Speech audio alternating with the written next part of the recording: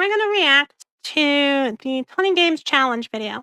Welcome to the 20 Games Challenge. Let's Getting, assume you want to learn to make a video game. we do. Where do you begin? Obviously, you'd probably start with a tutorial, but let's say you've put in your 2 or 6 or 40 hours, however long it took to make something extremely simple. Let's say that you finished watching all of my videos and you put in the 5 or so hours needed to make something rather simple. And now you have the most basic mechanics of the game engine you're using under your belt, but you are not by any means an expert. What comes next? A lot of people will move straight into their dream game. So, thought on this. Not to crush anybody's dreams, but the idea of a dream game is kind of silly. Because your dream has this really weird habit of changing on you all the time. One day you dream of something, the next day you see something cool and it goes into your dream game. The dream games have this really nasty habit of growing bigger and bigger and bigger. And so how much time do you want to devote to this thing that's going to grow bigger and bigger and bigger? Instead, The reason why they follow wanted this to really something like make video this. games in the first place. Unfortunately, video games are really difficult to make. They Facts. are much easier than they've ever been before. We are in an amazing time if you want to learn, but it's still difficult. And the majority of people fail to finish their first project that they start. So what do we do about that? If you ask around the internet, you will start to get the same advice over and over again. And that advice is to make a bunch of small games. But small games are kind of boring, right? The 20 Games Challenge is like an idea of here's like a set path, make these games, and they will walk you through learning the basics of stuff and then build on top of each other until you've learned how to make games. Start small, make multiple projects, and work your way up to something big. Maybe instead of making that dream game, you're going to start with some other idea you have that you're not as committed to, but it should be easy, right? The one problem is if you don't know how to make a video game, how are you going to know how to estimate how big a video game is? I've fallen into this trap a few times. When I was starting out, I was like, I'm going to make a card game. Card games are easy, right? And then proceeded to spend the next 5 years of my life working on card games. Small games are great. They are. Estimating how big a game is really hard, though. So what exactly is a small game? How are you going to know that this idea you have is actually small instead of just seeming small on the surface? And what happens when you find yourself 2 years and 3 prototypes into a project that you didn't really care about to begin with, but you just thought it was small and it turns out it's not? There is one other option that a lot of people are interested in, and that is game jams. Essentially, if you want to learn to make a video game, you can hold yourself up in a room for 24, 48, or 72 hours and just do what you know and make something. And Just sit in a corner and have no life for a weekend and have no sleep and then be screwed for the whole next week? Game jams are not for everybody. Game jams are not for AI. get it out there in front of people. At the end of the jam, you have finished a project. And that's great. It's not for everyone. Again, if you don't have 24 or 48 or 72 consecutive hours to dedicate to a jam, you might not even be able to do that, but it does work for some people. So is that our only option? Game jams, only way to learn games? No, there is another option that a lot of people do, but not a lot of people talk about, and it hasn't really had a fancy name, which is why I decided to make a website about it.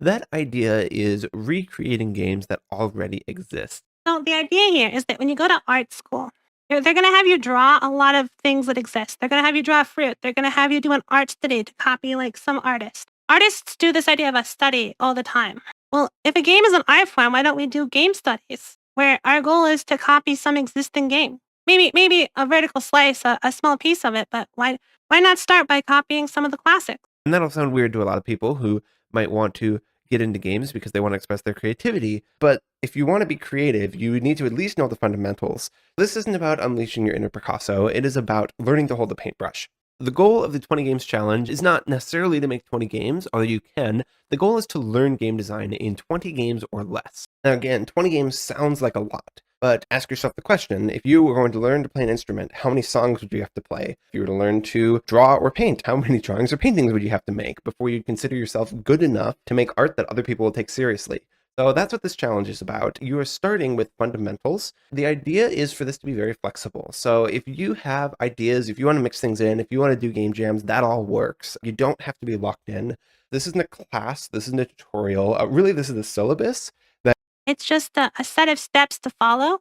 And if you kind of loosely follow it, it'll help build you up to being able to make fun games. Like the very end games are suggesting you make something difficult like Minecraft or Portal. That you can take and adapt and use on your own. So the way you'll do this is you'll go to this page. There is some help. There's some how it works. A few things to get you started. The main link here is the challenge page. There will be a list of 10 games. Actually, there will be a list of much more than 10, but they will be in tabs, and you're going to take them one at a time. So if you want to start, you start here at game 1, and you can pick. You want to make Pong, Flappy Bird, Doodle Jump. I just have 3 games for now. I may add more in the future. But you pick one of these. Let's say Pong. And you have a fixed goal. If you can accomplish these things on the list, if you can make a arena with 2 paddles and a ball that bounces and it tracks scores when you exit one end of the arena or the other, you have made Pong. And you can say that you have successfully completed this video game. And here's a difficulty estimate, how complex it is. That means what is the technical details you're going to need. Scope is how much stuff you're going to make. Are you going to be making a bunch of... So he's done the hardest part for you. As Mode said, is anything that can be done in 1 or 2 weeks is small. But if you've not made a game yet, how are you supposed to know if something will take you 1 or 2 weeks or not? Maybe a maze game would be easy, right? But maybe you have to implement a physics system. And maybe that has a lot of wrinkles that you weren't prepared for. How do you know if something's hard or not? Well, he's gone through and analyzed a lot of existing games and then sorted them by difficulty for you. And then added in like some very concrete goals for what you should be trying to accomplish and what you should be trying to learn from each one. Art? Are you going to be making your own music? Are you going to be drawing things? Are you going to be making sprite work? All of that adds to the scope, even if it doesn't add to the complexity. So complexity means you're going to have to think hard. Scope means you're going to have to work hard. But combined, that's going to tell you how big these games are. You can expect to be making a lot of these first games in, I'd say, 20 hours or less, assuming you have some basic knowledge of, you followed a tutorial once before. It can be a lot longer, and that's okay. The thing is, this can be flexible. You can learn good habits. If you want to do 1 hour a day, and when you finish a game, you move on to the next one, that's okay. If you want to try a game in a weekend, you can try that too. But the idea is to slowly build your way up by recreating classic games.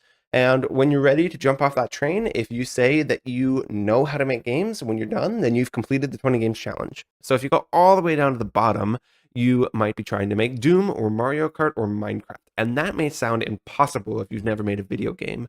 But if you start at the top and you walk your way down, you will gain the steps you need as you go.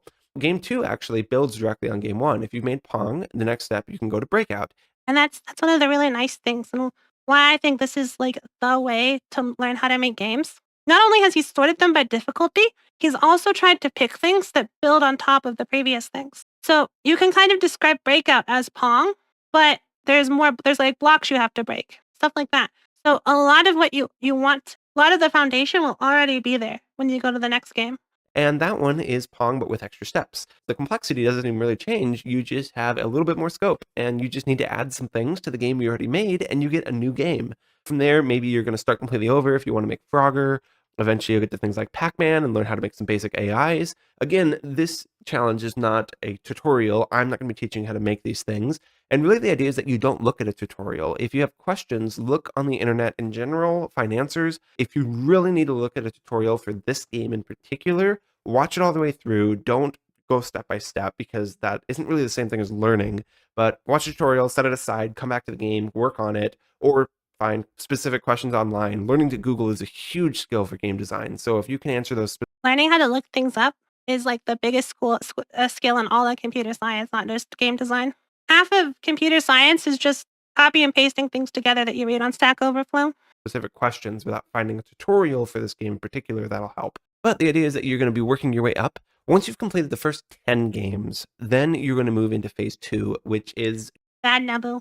Get out of here with the prompting LLMs. Don't teach people bad habits. Game 11 and beyond. You will have a much larger list to select from. The idea is to figure out where you want to go. What kind of games do you want to make? Are you interested in making a real-time strategy? Well, maybe we're going to start with a tower defense and we're going to work our way up. But you've already made a first-person shooter, so you have a lot of experience with games. You're going to work your way in. So you can tailor this however you want. You can add in your own projects. If you want to do a capstone, if you want to make something completely original partway through, once you realize you know how to estimate the scope, you can start doing that. You can throw in game jams, like whatever works for you works. But the idea is that this is a free resource I'm putting out to help people learn to make games in the way that I learned. And it has been extremely useful for me, so I hope it is for you. And AI also hopes that it winds up being useful for everybody. I decided to pick this video now because we're starting to shift out of the generic computer sciencey type topics. I'm starting to shift more into like the real game design topics tonight. So I wanted to react to something that would kind of have like a guiding star for us. The idea for this channel going forward is we're gonna do the 20 games challenge. We're gonna make a bunch of games, and we're gonna learn all the techniques to do it along the way. So why not start off at the very beginning and show what we're working towards?